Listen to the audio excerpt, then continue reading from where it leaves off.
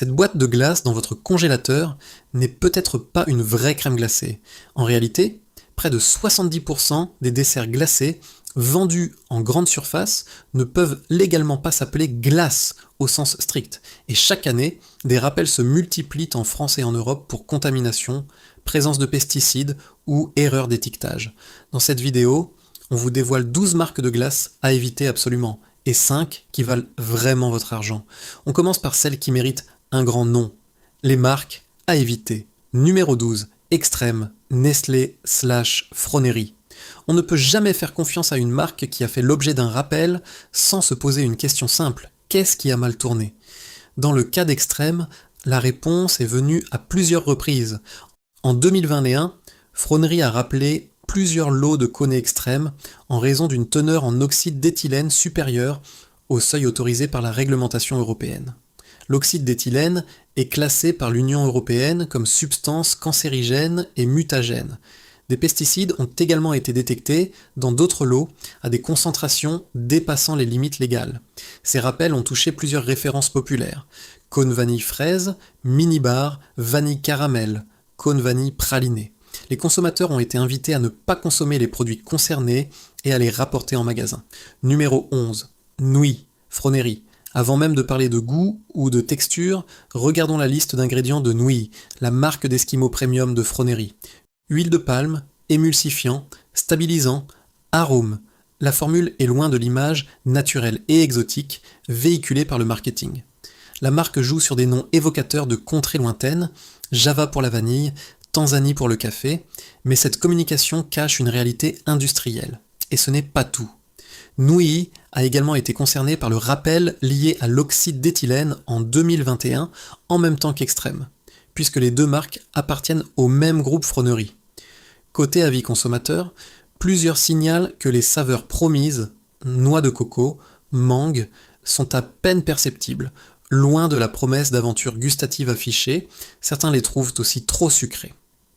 Numéro 10, la laitière, Nestlé. La laitière cultive une image de tradition, de campagne verdoyante, de produits laitiers authentiques, mais regardons la réalité. D'abord les ingrédients.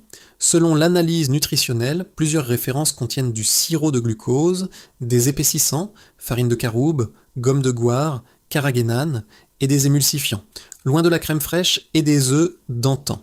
Ensuite les rappels.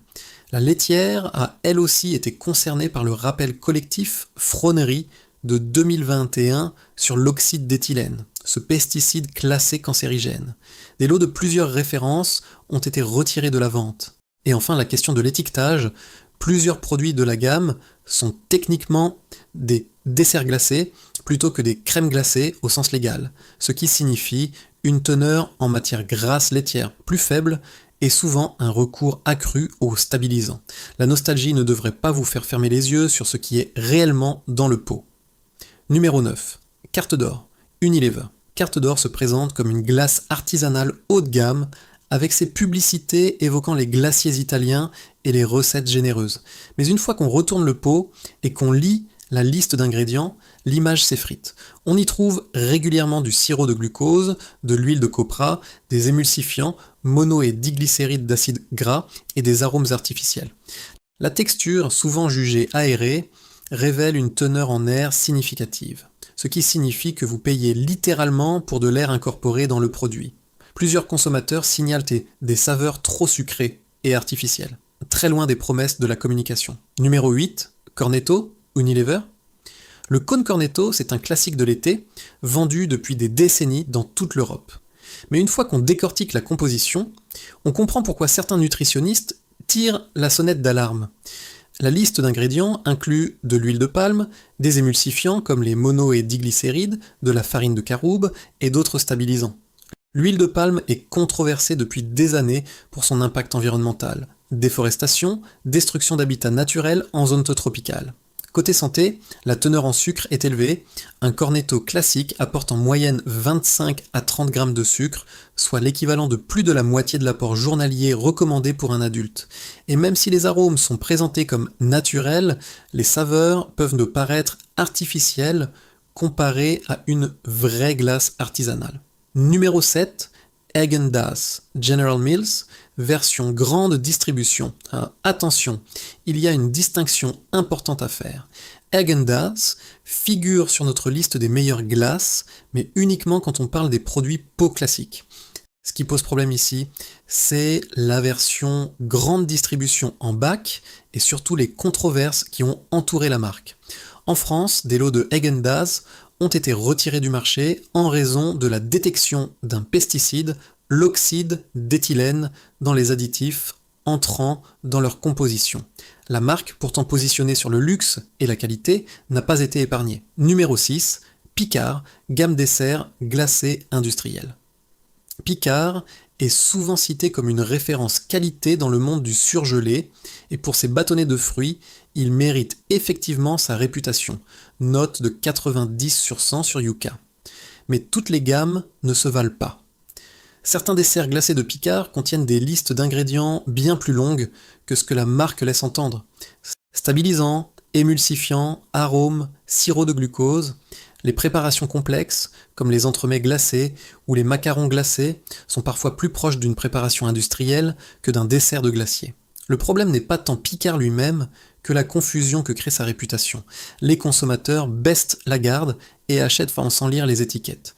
Numéro 5. Breyers / dessert glacé, grande marque, vendue sous marque distributeur. En France, de nombreuses marques distributeurs, MDD, qu'il s'agisse de Carrefour, Leclerc, Lidl ou Aldi, proposent des desserts glacés, qui, légalement, ne peuvent pas s'appeler crème glacée. Pourquoi ? Parce que la teneur en matière grasse laitière est inférieure au seuil réglementaire.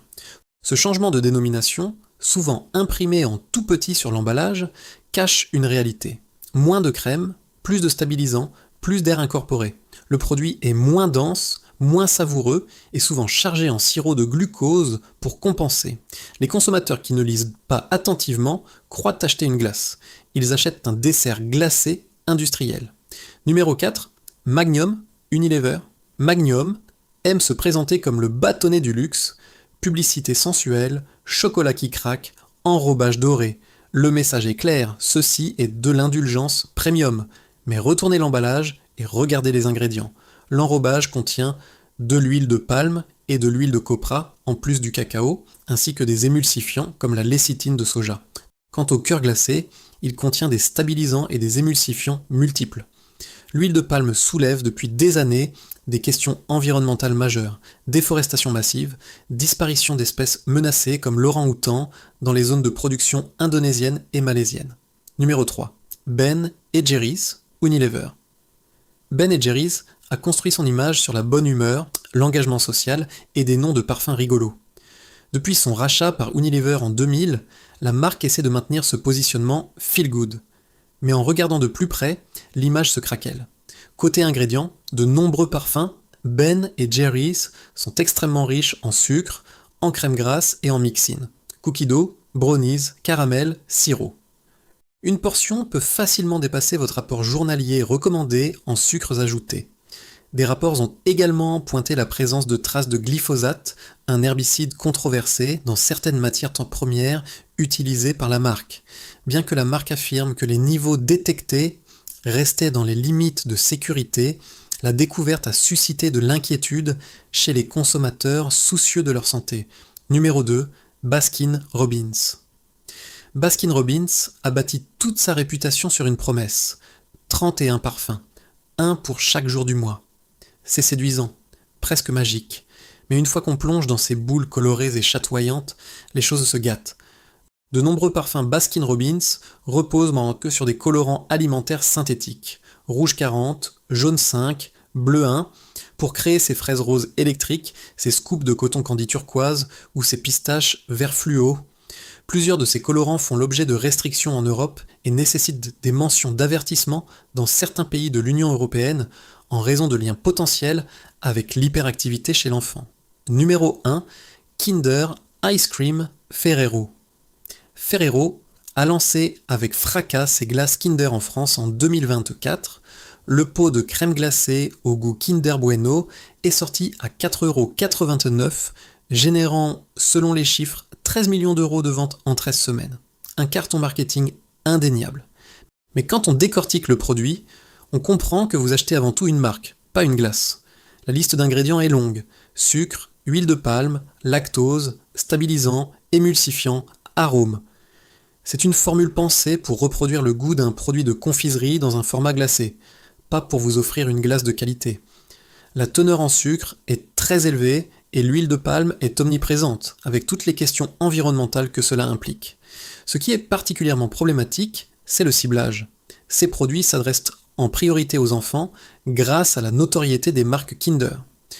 Quand on vend une glace ultra sucrée et riche en additifs à des enfants en s'appuyant sur la confiance d'une marque de confiserie, on joue sur l'image, pas sur la qualité. C'est du marketing glacé, pas de la glace.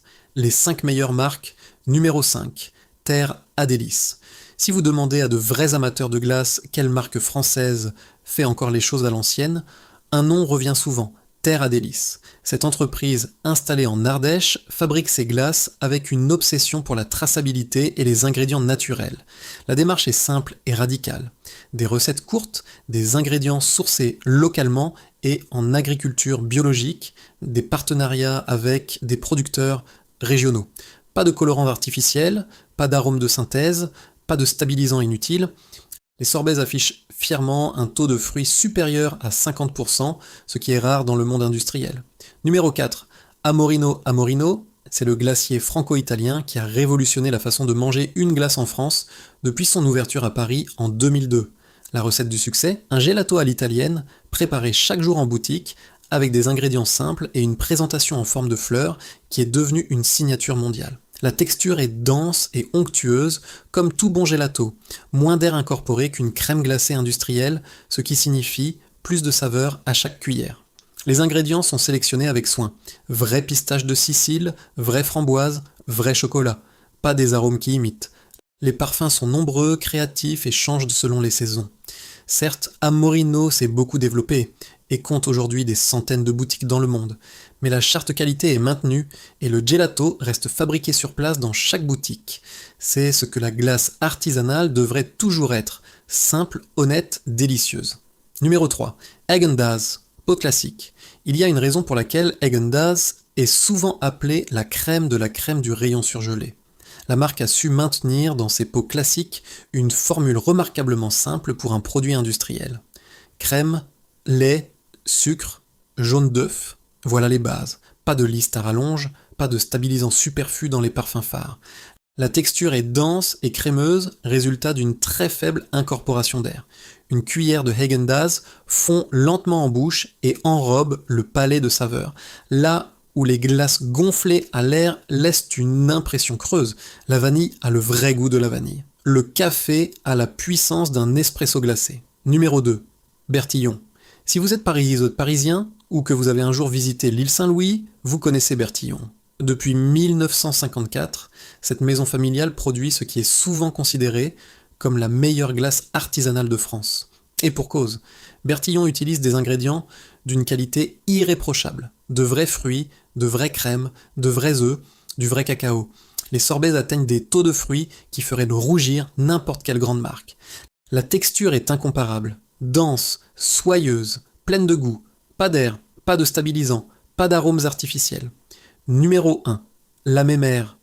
Si un nom illustre parfaitement ce que devrait être une glace en 2025, c'est la Mémère. Cette marque française artisanale a construit sa réputation sur une philosophie radicalement simple. Des ingrédients bio, sans additifs, avec une transparence totale sur l'origine de chaque composant. Pas d'huile de palme, pas de stabilisant, pas de colorant, pas d'arôme de synthèse. Les recettes sont courtes et lisibles. Les fruits deviennent de producteurs français ou européens identifiés. Le lait est biologique. Les gammes bio sans additifs de la Mémère ont convaincu un nombre croissant de consommateurs exigeants qui ne veulent plus transiger sur la qualité. Voilà, on arrive au bout de notre tour du congélateur. J'espère que votre prochain passage au rayon surgelé sera un peu plus éclairé. Et avant de partir, découvrez notre prochaine vidéo, les 7 charcuteries à ne jamais acheter et les 7 qui valent vraiment le coup. Votre prochain barbecue ne sera plus jamais pareil.